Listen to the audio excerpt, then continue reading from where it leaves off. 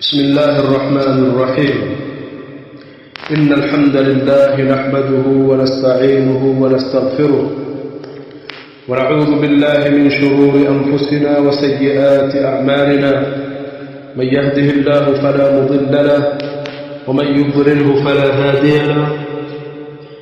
أشهد أن لا إله إلا الله وحده لا شريك له وأشهد أن محمدا عبده ورسوله الداعي إلى رضوانه صلى الله عليه وعلى آله وأصحابه وسلم تسليما كثيرا. أما بعد.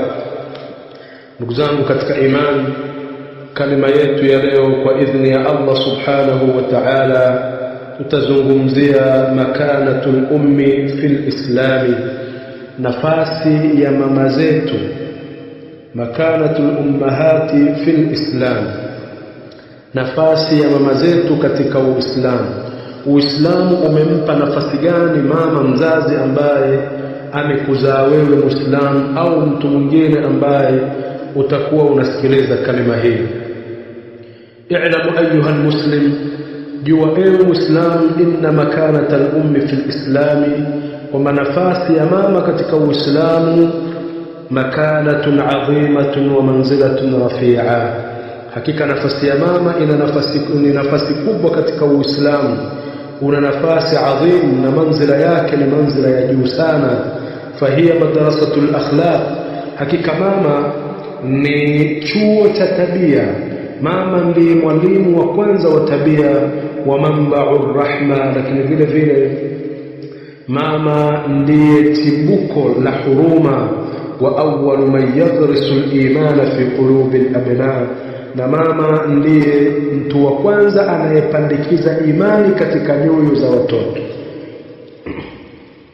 Ile imani atakayoipandikiza mama katika kifua cha mtoto, ndiyo hiyo imani asilimia kubwa mtoto anakuwa na imani hiyo ambayo amepandikizwa na mama yake.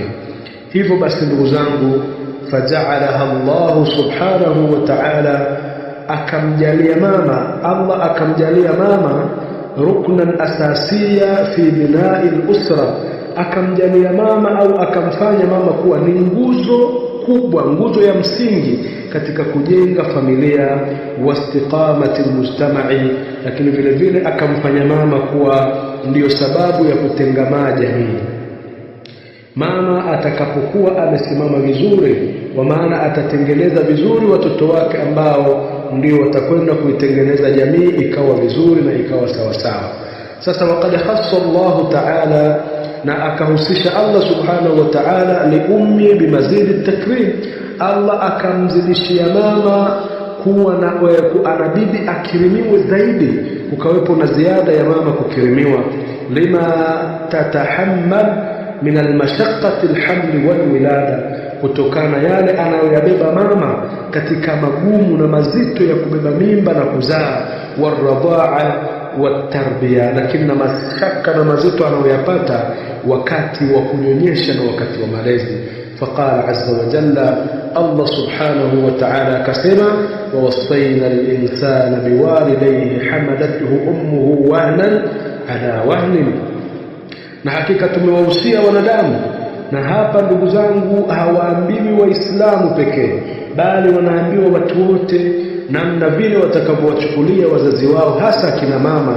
Hakika tumewahusia wanadamu biwalidayhi ihsana, wawafanyie wazazi wao ihsani, kwa sababu hamalathu ummuhu wahnan ala wahni, kwa sababu akina mama wamebeba watoto wao kwa tabu kubwa juu ya tabu.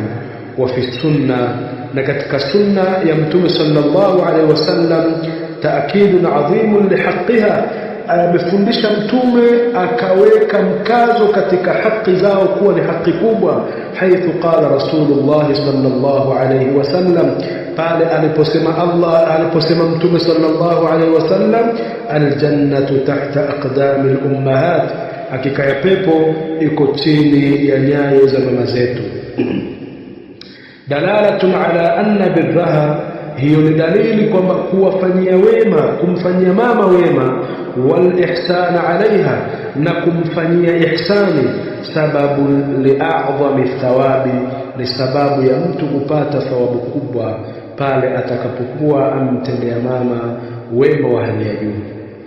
Lakini ndugu zangu katika imani, wa min haqqi al-ummi, na miongoni mwa haki za mama, at-ta'atu fil ma'ruf, ni kumtii mama katika yale mambo yote mema ambayo atakuamrisha, wa husnu suhba, lakini vile vile na kumfanyia usuhuba, ule ukaribu uliokuwa mzuri, walinu fil qawli, hata kuongea naye kwa kauli zilizokuwa ni laini, wasabru ala ma yasduru minha, na kuwa na subira katika yale yanayomtokea mama. Ikiwa ni magumu, lazima mtoto unasubiri kwa mama yako, hasatan inda al-kibari wad-dha'f, hasa pale mama anapokuwa amezeeka, wadha'f, na anapokuwa amekuwa mdhaifu, ameishiwa nguvu, amekuwa na maradhi na mengineyo.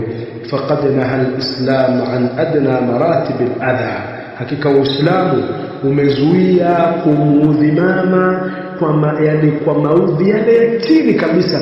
Uislamu hautaki umuudhi mama hata kidogo, hata yale maudhi madogo hautaki. Sasa itakuwaje ikiwa utamuudhi kwa maudhi makubwa? Allah subhanahu wa ta'ala anasema, fala taqul lahuma uffi, usiwaambie wazazi wako neno lolote la chukizo lolote. Hata ile hali ya kumsonya mama yako haifai katika Uislamu. Wala tanharhuma, na wala usiwadharau. Waqul lahuma qawlan karima, na uambie wazazi wako, hasatan al-um, hasa mama, uambie maneno yaliyokuwa mazuri. Ndugu zangu katika imani, fabirrul ummi, hakika kumfanyia wema mama, ibadatun adhima, hakika hii ni ibada iliyokuwa tukufu, wa dalilun ala sidqi al-iman, lakini kumfanyia wema mama ni dalili ya kuwa wewe una imani ya kweli. Wa sababu liridha arrahman, na ni sababu ya kuridhiwa na Allah, wa tawfiqihi fi dunya wal akhirah, na ni sababu ya wewe kupewa kuwafikishwa kufanya yaheri katika dunia na akhera. Lakini wa uquqiha, na kumdharau mama, min akbar adh-dhunubi, ni miongoni mwa madhambi makubwa, allati tujibu sakhata Allahi wa niqmatahu, ambao madhambi hayo yanakulazimu au yanakufanya ni wajibu wewe Allah kukukasirikia na kukupa adhabu zake. Ndugu zangu katika imani, hebu tuwafanyie wema wazazi wetu, tumfanyie wema mama yetu. Kila mwenye mama yake amfanyie wema atakapokuwa hai, au hata kama amekushatangulia mbele ya haki, bado una nafasi ya kumfanyia wema kwa kumtolea sadaka, kwa kuwafanyia wema wale waliokuwa marafiki zake na ndugu zake. فنسأل الله أن يوفقنا لبر أمهاتنا أحياء وأمواتا، وأن يجعلنا سببا لسرورهن، وأن يجزيهن عنا خير الجزاء، إنه